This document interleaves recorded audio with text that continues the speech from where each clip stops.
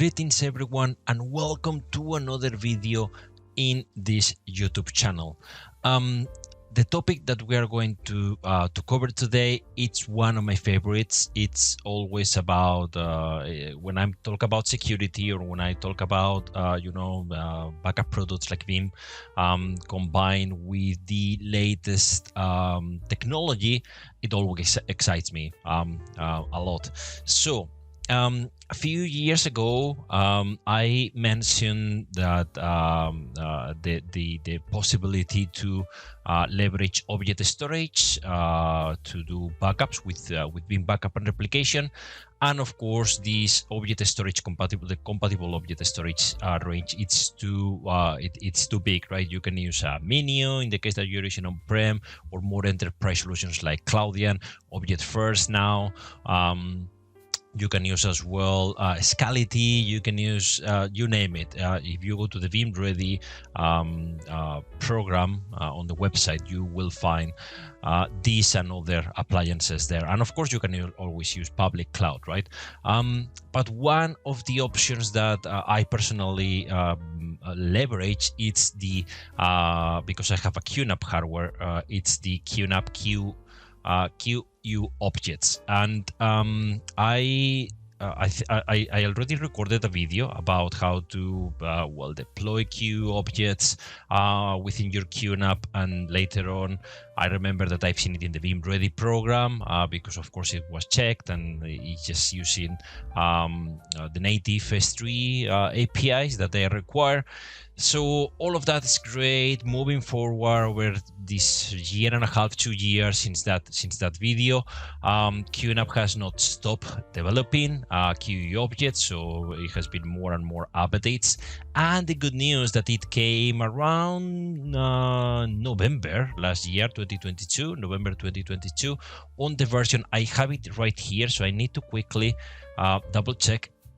Since the release of QoBjects 2.4.1443, you have the QNAP announced the kind of the worm. They announced the Amazon S3 Object Lock. So that is absolutely great. What does it mean? It means, of course, that since November 2022, we could leverage QNAP QoBjects with that firmware, or with that QoBjects version or higher version. We could leverage it with Veeam to do with version 11 or 11a. We could use it as a part of the capacity tier and leverage that for our move or copy options of the backups, which it was absolutely fantastic. But now, since Veeam backup replication v12 it's out, and now v12 it has the direct backup to object storage, that it means that we can use our QNAP with QoBjects with the latest release, more than the version that I mentioned, to trigger direct backups to object storage with immutability or backup copies. So of course, the speed of the backup jobs or the backup copy jobs, it will always depend on your hardware. If you have like an entry level with 1 gig, then the copy will go a bit slower. But if you have one of the higher tiers of QNAPs, because they have enterprise appliances with 10 gig, with NVMe, so you can leverage the SSD cache tier, or even just directly with the storage on NVMe, right, and SSD. So the QNAP appliances, you can find them in all sort of sizes. And I know due to the views on the previous video that a lot of you have QNAP, or either on your home labs, or either on your organizations, or your SMBs, or more medium enterprises, and I guess that in some large enterprises as well. So that's absolutely fantastic news. I wanted to show you everything about this QNAP QoBjects with immutability and with Veeam backup replication version version 12, so we can do direct backup to object storage. So let's go and refresh how to enable and configure QObjects once again. So we are going to do it from scratch. So you do it step by step, we do it together. Let's go into the lab, right? So if we go now here into the lab, you just log into your QNAP. You can see the model that I have over here. And now you will be able to see that, you just go to your app center, you just select QObjects, and on your QObjects, you can see some release notes over here. And then what you will do is just as simple as click install, right? This doesn't have any difficulty. You can select it on the volume that you want to install the application itself. And select the data volume 1, data volume 2, 3, 4, on the data volume that you really want. On my case, I think that is selected by default, data volume 1 and 2. I'll keep it that way. Product, the application, it takes minutes, seconds to complete, not minutes, sorry. If you click open, QObjects is going to show us a small wizard over here. So let's minimize the application center now. Okay, let's walk through the wizard: data visualization dashboard, authentication management, perfect storage space and bucket management. That's all good and fine. Finish. Do you want to view it quicker next time? You can click yes or no. If you click no, next time you will not see this wizard. You can see quick overview over here. So some use storage space, buckets. I guess the first step, we can just go and create a user. And then it leverages the QNAP users already that you have. So you add those users into the user management, and then you can create keys for those users. Now, on the storage space, either you leverage one of the storage spaces that you might have already. You can change on the data volume where you want this storage space. That is the first step, kind of the big container itself. So I'm going to create a storage space here, and on the data volume number 2, and I will call it QObjects. So I'm not going to be very original, right? So I know what is all of this about. I'm going to add it to the user Veeam. So the user Veeam, it has access to this, and then refresh the usage every 6 hours. That's okay. And after all of this is created, now I can just, you see, edit file station. We go to buckets. Now inside the buckets, we need to create one or more buckets. And this is what's new, right? The object lock, that is what is new since that release in November 2022. Let's call it Veeam 30-day retention, or maybe 30 days. Maybe let's call it maybe secure. That's okay. And then of course permissions are private, and then I do not need to specify any days to retain or any versions to retain, because that's going to do it Veeam by default, right? Or the application that you have, but in this case Veeam. Enable S3 client compatibility. So okay, like Cloudberry and others, let's enable it. And then okay, and the bucket will be locked as they cannot be overwritten, deleted during the period of time. Perfect. That's what we want, right? We want this to be really secure. Now I'm in Veeam backup and replication version 12 under backup infrastructure object storage, S3 compatible. Remember, call it the name that you want. On my case, as you can see, I'm going just to create Veeam QNAP, I don't know, maybe QObjects, that's about right, 001, because you can later on add maybe other buckets without any problem, right? To other object storages, to other QNAPs, etc., etc. So this doesn't end in a single bucket or in a single storage itself. Service point, quite simple. It's just the FQDN or IP of your QNAP. I always prefer FQDN, so the SSL certificate it's a bit better. Anyways, I don't have a valid SSL certificate. I just have the self-sign, so I guess I will receive the warning. So you can see that I can ping the FQDN, and now as a service point. Did I copy paste? I think I copied on my clipboard. So now I need to paste it here and now add the port, which is 8010. You can see this on the configuration on the QObjects anyways. The access key and the secret key, we will go to the QNAP to retrieve those because they are a bit not tricky, but you can see that you need to select the storage space and then it gives you, which is storage space colon the access key, and then just the secret key is just secret key without anything else, but the access key is a bit special. Now you can choose the gateway server that you want directly to connect to the QNAP. Once again, you can be very granular with that. The SSL certificate, as you can imagine, is just completely self-signed, so it's giving me the warning. Now I can explore the buckets. Perfect. That's the bucket that we created, and then now I can create a folder here, which can be called whatever you really like. 30-day backups, that's perfectly fine. And then let's make recent backups immutable for 30 days, 7, 14, 90, whatever you really need to be compliant with, right? 30 days is fine. Click next. And now, okay, yeah, click apply over here. Hopefully this will not take that much time adding the infrastructure, which I don't think so. And once all of this is finished, we can go and select next and finish because we do not need to do anything else here. Now it's the time to start using this object storage. I have already one job going to another object storage, so I'm going to clone it. But you can create a new backup job. This is just to save me some time. And I'm going to call it, I'm just going to protect, my Grafana Telegraph InfluxDB stack.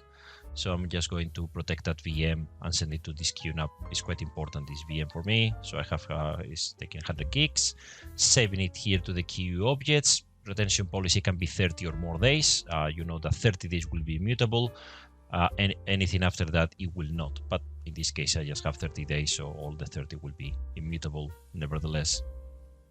So this is perfectly fine. Now let's add the schedule that we feel comfortable with. I think like 9 p.m. it's okay, and let the job run.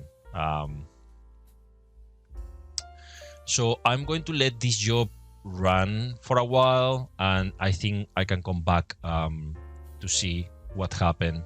After a few minutes. So let's see what will happen now. So the job, it has been completed. You can see over here the statistics, right? So the statistics are 140 gigs, but 124 has been copied, has been using BD, and it has been sent directly to the repository object storage.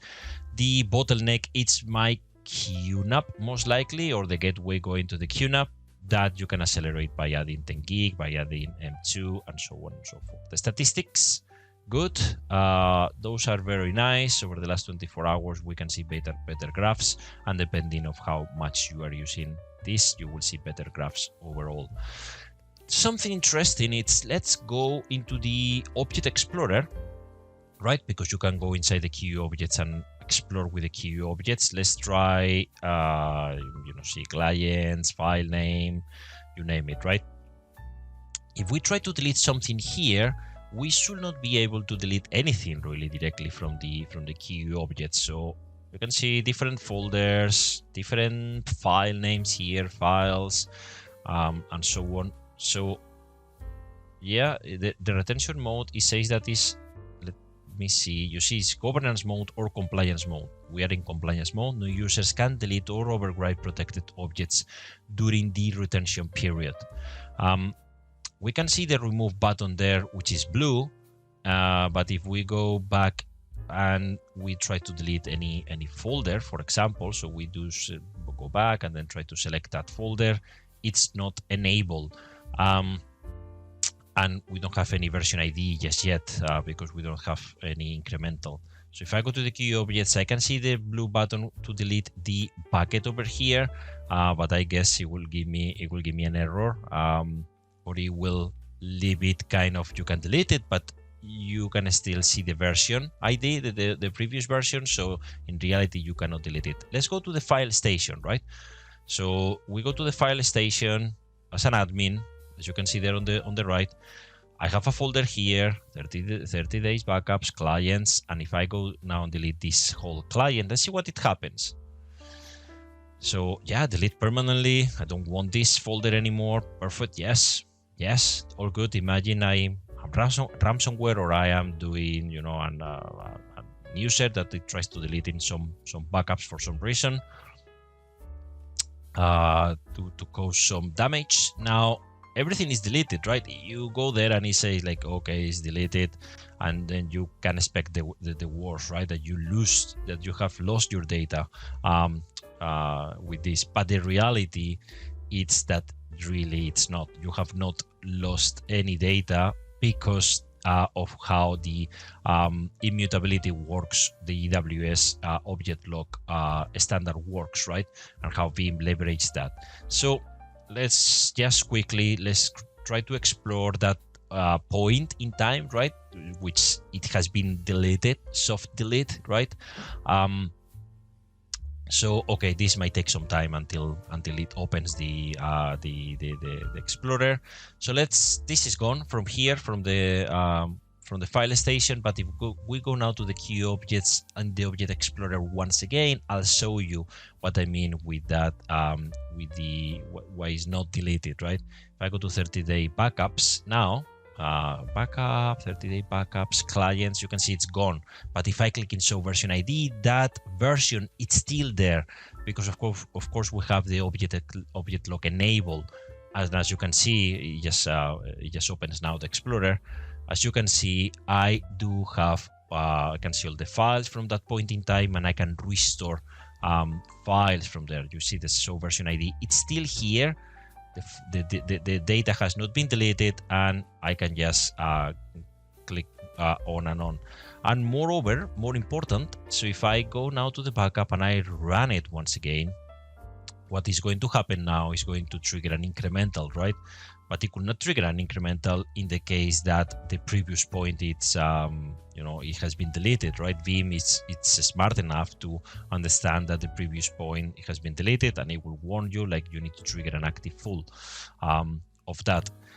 But in this case, I accelerated the process a bit, so you can see it took around 4 minutes. It ran an incremental point, so under disk I will have it, or if I go under the QObjects, I go to the Object Explorer, and if I go to my QObjects, Veeam backup, 30-day backups, clients, that's the folder. The folder, it appears now, but if I click here and I click show version ID, I might see, as you can see, different folders that they have been deleted from the file explorer. But anyways, it doesn't matter, because in reality, the API and everything, we are still using the versions ID that we know that they are there and they are immutable, right? And that does not affect the Veeam. On Veeam, you will see all your points in time. It only affects kind of what you see on the QObjects or even on the file explorer. That folder you will not see anymore because it has been soft deleted. But all the data, all the API of the QObjects, the S3, can still see those files. It happens in a few other vendors leveraging the S3 API. This is how it works. If I try to delete manually from the Veeam backup and replication console the backup, as you can see, I cannot delete it because it's immutable until the 29th of March, which, by the way, that will be my birthday. So that's quite good that it has been. Yes, what a coincidence. So I hope you enjoy the video. This is quite interesting. To me, this is really sort of a game changer, right?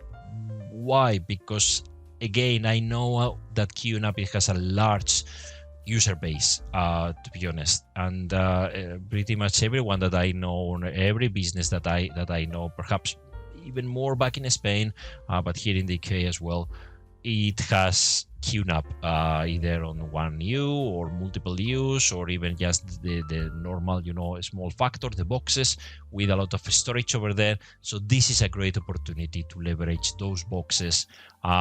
Perhaps you were leveraging already to do backup copies of those. So now you can still leverage those to do backup copies, but instead of to a normal volume, you can just present a QObjects, install it, enable it, present a bucket, make that immutable, so you can be sure that for 30 days or whatever you need, those copies are perfectly safe. So game changer from QNAP, because it make it it democratize the immutability to a more affordable appliances.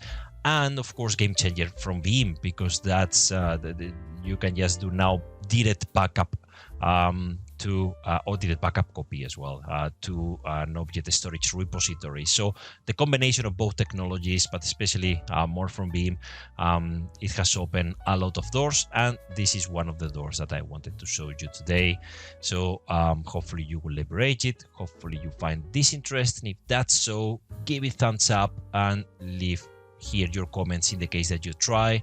Share with us, please, your statistics, and go to the Veeam Ready, because under the Veeam Ready website there are already a few kind of hardware references to combine to leverage the most out of it with QNAP, in the case that you don't have the hardware just yet and you want to maybe add a new QNAP. You can find there the appliances that it has been officially tested by Veeam with the proper hardware, 10 gig, NVMe, SSD, you name it, right? So go to the Veeam Ready and you will find there the specific configuration. So that's all. I see you in another video. Thanks for watching. Bye.